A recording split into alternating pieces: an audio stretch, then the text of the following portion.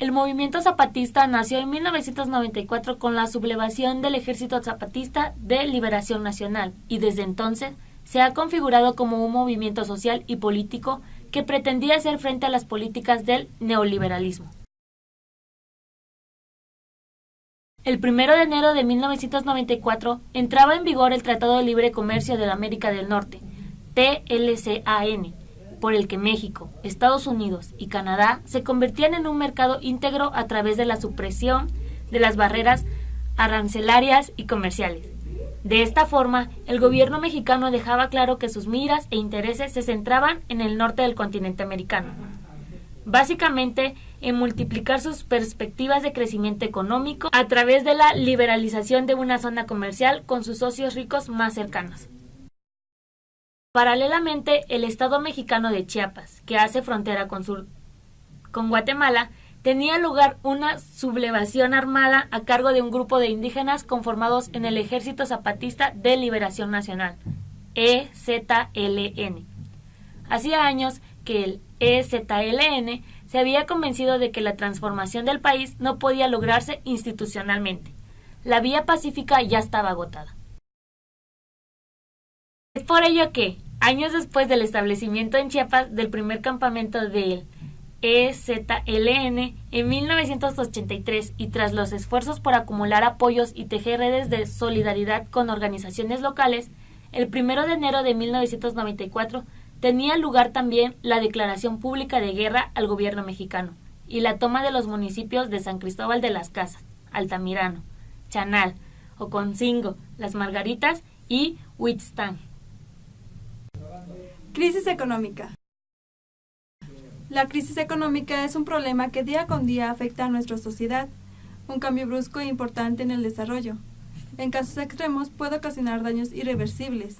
Por lo tanto, hace referencia a un periodo de escasez en la producción, comercialización y consumo de productos y servicios.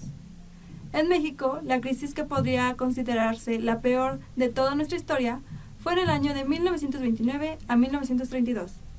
La desmonetización del oro duró 4 años y acumuló una pérdida del Producto Interno Bruto de 20.55% en el periodo. Otra crisis que marcó a México fue la que causó Luis Echeverría provocada por la escasez de petróleo. La deuda externa aumentó a los manejables $6,000 millones a más de $20,000 millones. Además se lanzó a la compra de empresas al borde de la quiebra. ¿Qué era de esperarse ante el auge petrolero? El nuevo gobierno optó por continuar la política económica expansionista.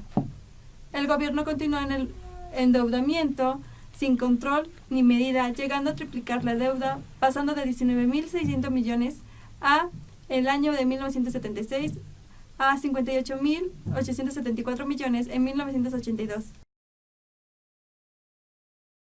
La crisis financiera deprime la bolsa de valores en el mundo, creando condiciones de recesión económica mundial y desequilibrio en la oferta y demanda, lo que obliga a las medidas intervencionistas de varios gobiernos.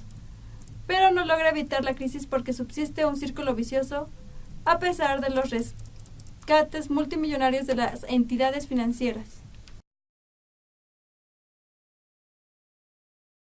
El origen del narcotráfico en México viene de muchos años atrás, originándose principalmente en el estado de Sinaloa. Se toleraba la producción de drogas en México, así como la marihuana y la amapola, cultivadas principalmente en los estados de Sinaloa, Guerrero, Chiapas y Veracruz. Todo a cambio de sobornos que variaban según el cargo de la autoridad a sobornar. La parte más violenta se encuentra hasta la actualidad en la frontera norte, para lograr burlas a las autoridades estadounidenses e introducir la droga.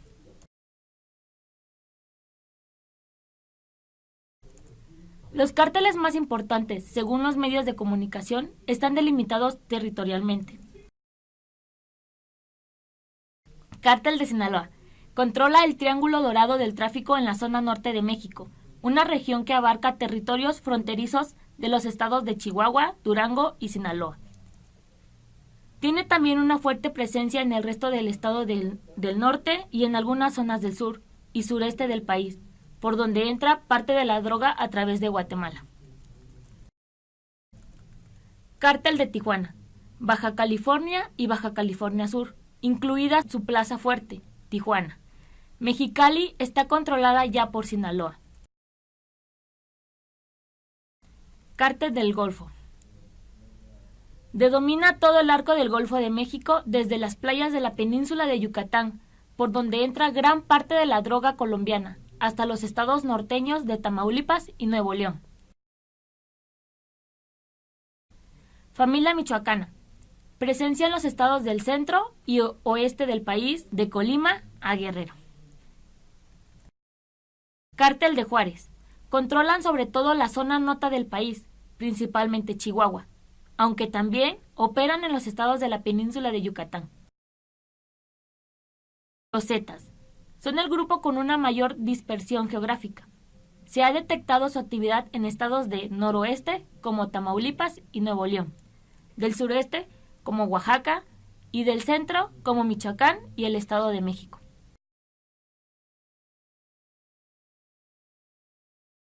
En las últimas décadas, México ha experimentado transformaciones significativas en la sociedad. La democracia, la economía, la política y la cultura cambiaron mediante un complejo proceso de negociación entre las principales fuerzas políticas que dieron origen a un proyecto llamado Reforma del Estado. Algunos de los hechos fueron el movimiento del 68, la reforma político-electoral a fines de los años 70 e incluso las del 1987. El año de 1968 representó un cambio relevante para la política en México. Las causas del movimiento estudiantil marcaron este año por completo, donde estudiantes de la FNTE se manifestaron tomando las preparatorias 1, 2, 3 de la UNAM y fueron reprimidos por granaderos de la policía. Pero fue hasta el 2 de octubre, en la Plaza de las Tres Culturas de Tlatelolco, donde el batallón Olimpia, vestidos de civiles, abrieron fuego en contra de los manifestantes y militares que resguardaban el lugar, siendo una estrategia del gobierno para hacer creer que los manifestantes eran los agresores. Los cambios en el sistema electoral. Consiste en el voto popular de manera pacífica y periódica, en posición de poder, asimismo permitiendo la integración de los mandatos legislativos como la elección del titular en el Poder Ejecutivo. De ahí se desprenden los cambios en el sistema de partidos, que comienza en las reformas electorales de 1973 y 1977, donde permitió a más partidos incorporarse a la competencia, de tal modo que para 1982, por primera vez en la historia, contendieron 7 candidatos con su respectivo partido. En ese mismo año ocurre la transformación del Partido Comunista Mexicano a Partido Mexicano Socialista, pero para 1989 se daría su registro actual a Partido de la Revolución Demográfica, encabezado por los priistas Cuauhtémoc Cárdenas y Porfirio Muñoz Ledo. En 1987 fue el año en el que el Partido Revolucionario Institucional perdió la mayoría de la Cámara de Diputados, ya que los ciudadanos votaron para renovar toda la Cámara de Diputados y así por primera vez elegir un jefe de gobierno para el DF. El proceso de reformas administrativas. Sexenio de Miguel de la Madrid, 1982-1988. Programa inmediato de reordenación económica orientando en disminuir el crecimiento del gasto público, disciplina, programación, eficiencia y honradez en su ejercicio. Sexenio de Salinas de Gortari, 1988-1994. Anuncia llevar a cabo la reforma del Estado, modificando las relaciones con la sociedad, que es explicando el ejercicio y organización popular en los programas sociales. Sexenio de Ernesto Zedillo, 1994-2000. Recupera los conceptos rendición de cuentas, responsabilidad, derechos de los ciudadanos y el programa de administración pública avanza muy poco ante la crisis económica y la falta de consenso político. Llegada de Vicente Fox, 2000-2006.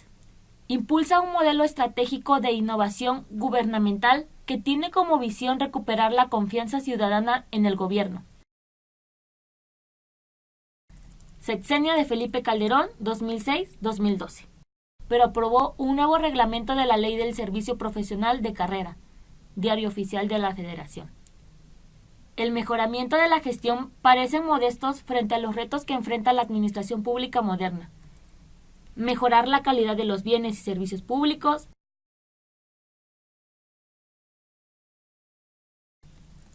Sexenio de Enrique Peña, 2013-2018. Presenta el Plan Nacional de Desarrollo y sus metas son México en paz, incluyente, con educación de calidad, próspero y con responsabilidad global. En el 2015 decretó la promulgación de la Ley General de Transparencia y Acceso a la Información Pública, IFAI, y cambia de nombre a Instituto Nacional de Transparencia, Acceso a la Información y Protección de Datos Personales.